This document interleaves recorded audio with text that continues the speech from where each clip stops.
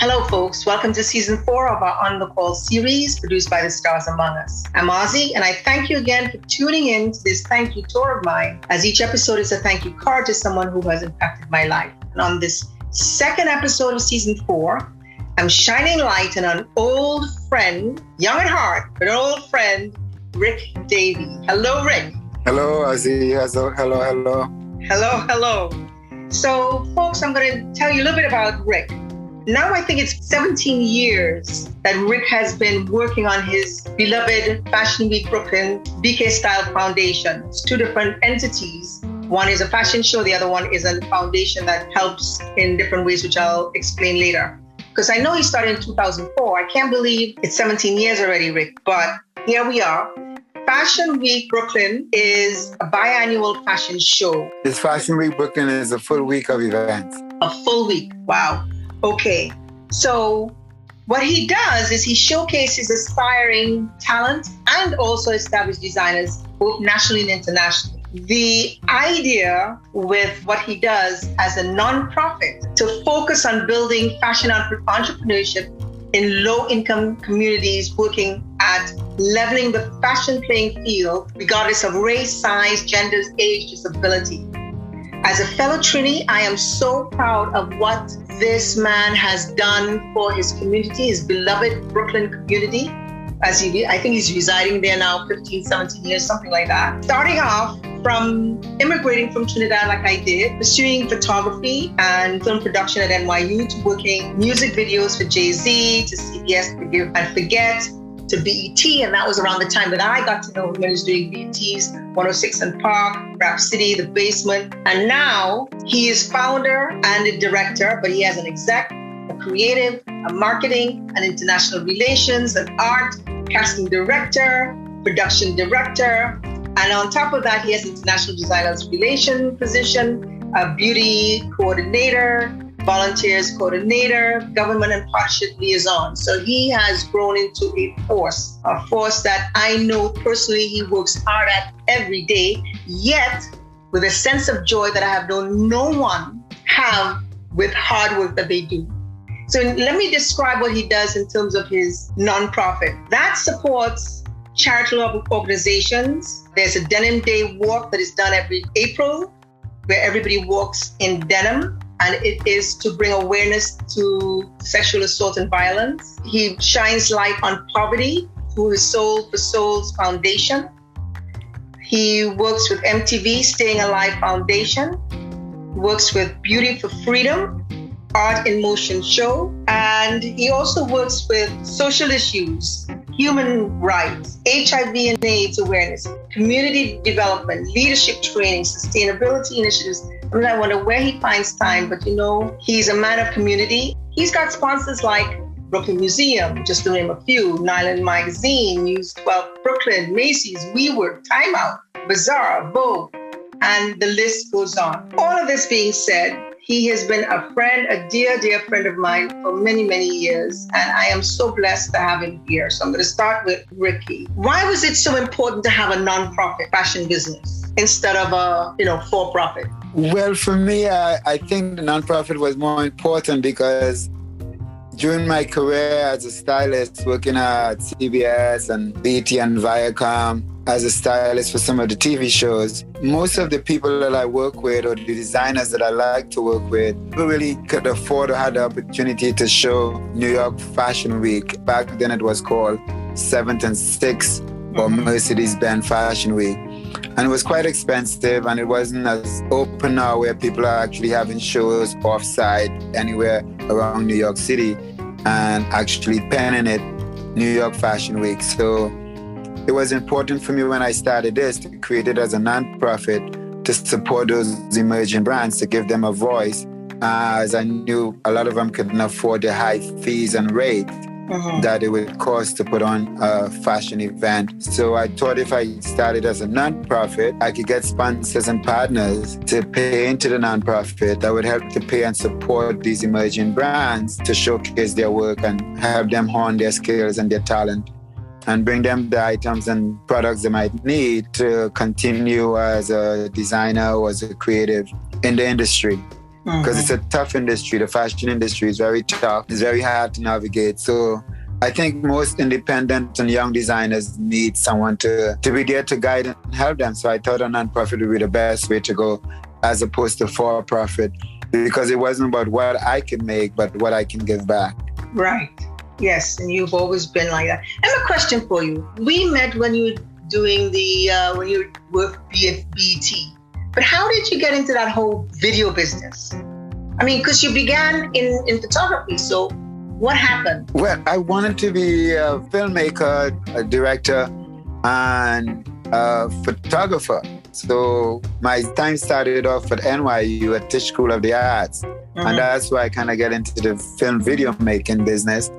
And then it kind of branched off. When I would shoot photos, I would want to always style and help the models or the designers create their looks.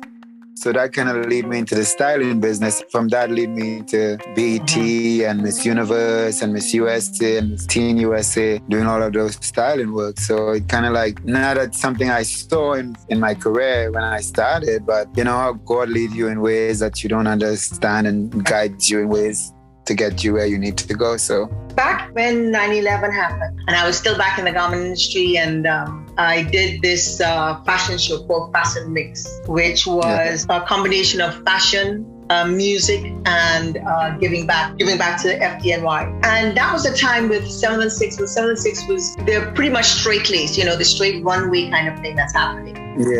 Yeah. Now, what you're doing has that kind of feel where you're doing fashion, music, and giving, but your giving is on so many levels that it's just breathtaking. You have gone overseas as well, to China and from Paris to Greece. Yes. Right. Yeah. Are you looking to extend this particular type of show in those areas? Is that where things are heading? We are called Fashion Week Brooklyn, but we are a really international program. We just actually located in Brooklyn, but we have taken Fashion Week Brooklyn on the road. We have done shows in other cities. We are interested more so of showcasing international designers in Brooklyn, because Brooklyn is heavily diverse and culturally rich. Right. So we want to make sure that we kind of bring that into Brooklyn.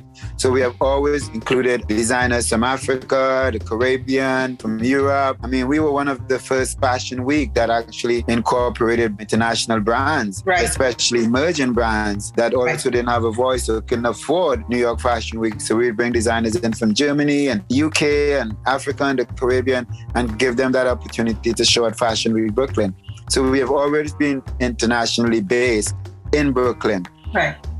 So and now we have a program called Swap Across America. Right, I was going to ask you. We're actually swapping and doing sustainable work across the United States. So we just came back. We did Baltimore, we did Salem, Winston-Salem, North Carolina. We have Chicago and Detroit and Ohio and Buffalo all lined up, San Francisco. So we are on the move. Explain exactly what that is. Back in the days when no one was talking about it, sustainability and eco-friendly. That's back then you would call it eco-friendly. But most of the designers that I work with, independent designers, were always sustainable or eco-friendly, because most of the time they couldn't afford to print their own fabric or their own textile. So they would actually use upcycled clothing or reuse fabric. So they were always sustainable and eco-friendly. And we have always had an eco-friendly, wasn't called sustainability back then, eco-friendly part of our program. So one of my designer friend and I came together and created Sustainable Fashion Week, which only showcased designers who create stuff with upcycle and vintage. Now that we are in a space of climate awareness and saving the planet, we are very much aware of, consumers have to be aware of where their clothes was made and how it was sourced. And as you see, all the big brands are doing it, from H&M to Gap to Gucci. They're actually upcycling, taking back merchandise and upcycling those merchandise, which we would call reuse instead of upcycling. And I think reuse is much a better term. So yeah, it's a very interesting concept, but it's a big way of us now trying to save the planet and the landfill of having people with buying fast fashion from H&M and some of the fast fashion brands. So I think we're all trying to do our best. So is it a situation where people bring their things to you and you have things there as well, and then so you swap things out? we're trying to create a new way of shopping. So instead of buying new stuff for your closet, we would create these swap events, and you would bring items that you no longer use or you don't wear anymore or you don't really like. It's in good condition. You bring it to the swap, and then you, instead of going shopping, you actually swap it with other people's items who would bring items that you might like. So it's a great way of not shopping and still updating your closet and having new items without having to, fast fashion. So instead of throwing the items away, because we do that all the time, we throw out our jeans and sneakers and shoes when it can be swapped with someone else to change your closet. So you have something that they don't want and they have something that similar, vice versa. Yeah. I noticed that you have somebody big in your corner, Patrick Duffy. Yeah, I started, he do Global Fashion Exchange, and he's we call him the Swap King. He actually started us off in the swapping, created all these amazing apps, which is like a blockchain kind of way of tracking where the item goes, who gets it, and where it ends up. So we could actually kind of track if it would end up in the landfill or someone else's closet. It's kind of like a Global Fashion Exchange is really big. Patrick is a champion in this all over the globe. He's right now in Peru, in Germany, and he's in Berlin and the UK. He's traveling everywhere, spreading this good swapping event. And we just decided that we wanted to create our own leg of it and swap across America. Absolutely. Absolutely. So back in the day, you and I and a couple of other people would head out to different places like Aruba or Barbados or Flavors. Yeah.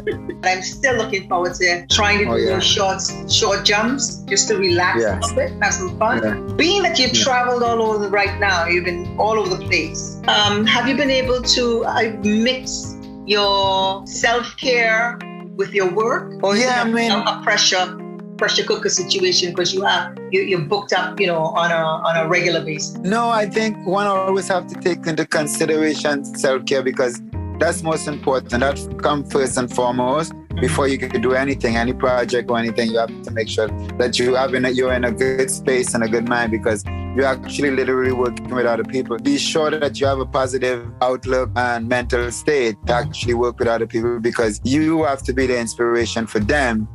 So it's very important to be very much aware of yourself and how you take care of yourself that could inspire other people.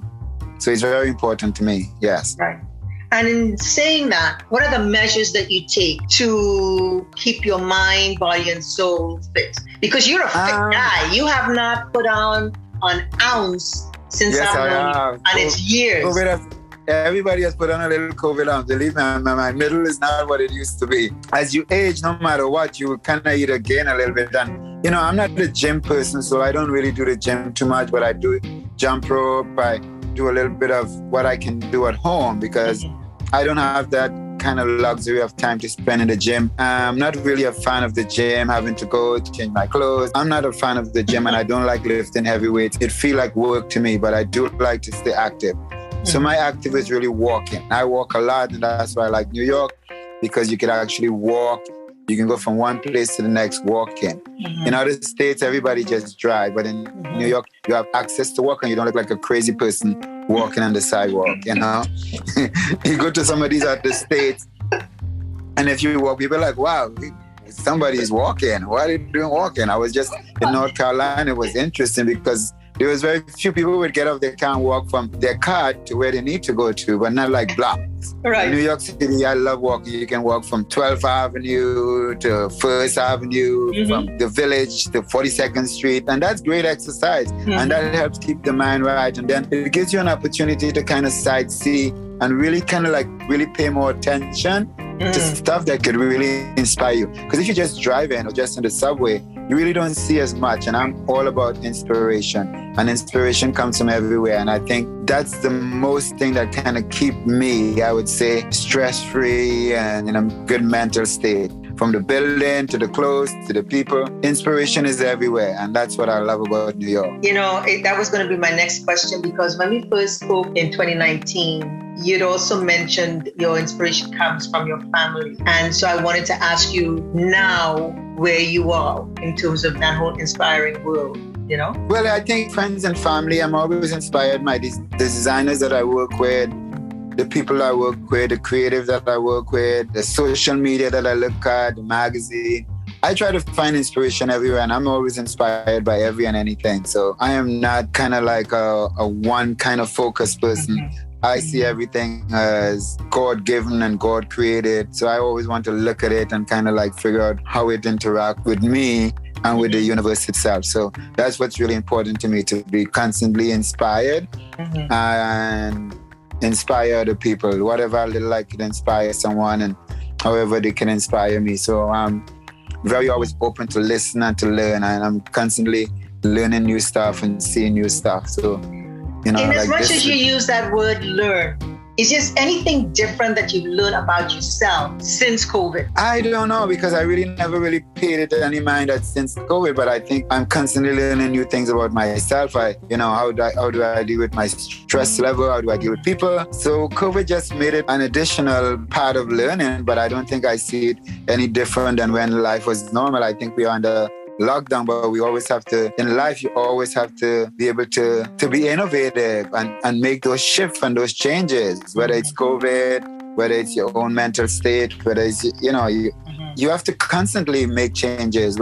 Even if you didn't have COVID, you still have to make changes and adjustment with your life every day or every week or every month. It's a constant changing, because life is always changing. Every day is a new day. I'm always inspired by you too. And to look at you and how you go through life, that I could see on your IG, is just wonderful.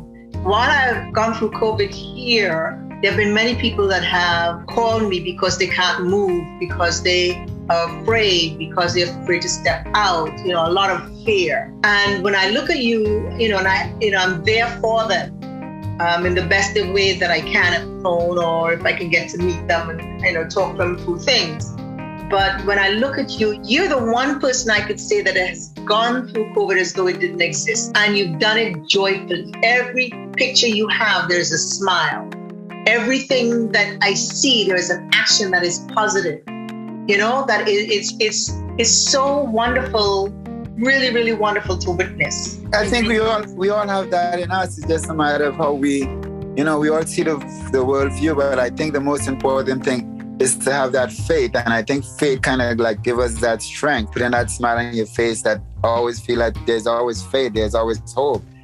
We are human, so we always have to figure out, we can't sit down and cry every day. I mean, we'd love to do that, some of us, but I mean, you got to get up and go, because you have to have faith that the universe is doing right by you as long as you do right by others. I think that's most important, that you have to have that faith. Faith in God, faith in yourself, faith in family, faith in friends. It's all about the faith and the hope and belief that things are always going to be all right, no matter what is going on around you or in you, that you always have to have that faith that it's going to be okay. And with that, I want to say you have been there many, many times in my life, ups and downs. But on this particular episode, I wanted to say thank you for being there for my son. When you would visit him and you'd come with your bag of goodies or a sketchbook or something, you always have a thought of what this other person might like and have it with you in your bag. Thank you for your positive words and the time that you took to come from where you are to him, and therefore to me. And I really, really appreciate it. And I really wanted to say that to you today. And Rick, thank you so much for taking this time again. I look forward to seeing your bright smile on the IG. And I really, really appreciate your love and your friendship. I got to say that quickly before I fall apart. All of a sudden, I'm very teary. I don't know why, but thank you very much. No, thank you. Thank you for being there for me also. Thank you for being an inspiration from your days with Busta Rhymes Clothing. I've been inspired by you for us flying to Miami every week to work with the shoe brand, our first set of brand, about doing the first GPS in shoes. I mean, we have always been there for each other, and it's about friends and family. And Keenan has always been an inspiration to me, even to see how he made it through. And, you was always there for him as a mom, as a really amazing woman with all you've been through. So you are really, really an inspiration, not just to me, but I'm sure to countless other people. Your smile, your laughter that I can hear and track anywhere, your laugh is special. So It's all there for all of us. So it's, it's a universe that we all love. We all have to cherish and love each other. So it goes hand in hand, You inspire me, I inspire you. So it's no need to thank each other, It's just let's keep loving and inspiring each other every day as much as we can. Thank you. Thank you. Thank you very much. Thank you. Love you too. Bye. Bye, audience. Have a blessed day, everyone. Bye-bye. Bye-bye. And with that, I'm going to say to my audience, this is Rick Davey with Fashion Week Brooklyn. Thank you, audience, for spending your valuable time with us today. Please care to share. Remember, when you're on your beat, stay on the sunny side of the street safely. Be mask conscious. It's still real out there.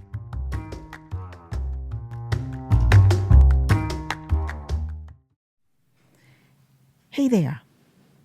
Please help us in our mission to support those facing fatal diseases through our T-shirt sales by donating or shopping at OzzieStewart.com or supporting us at anchor.fm/OzzieStewart. That's ANCHOR.FM/OzzieStewart. And don't forget to subscribe on our YouTube channel at Ozzie Stewart. Yep. Leave a comment.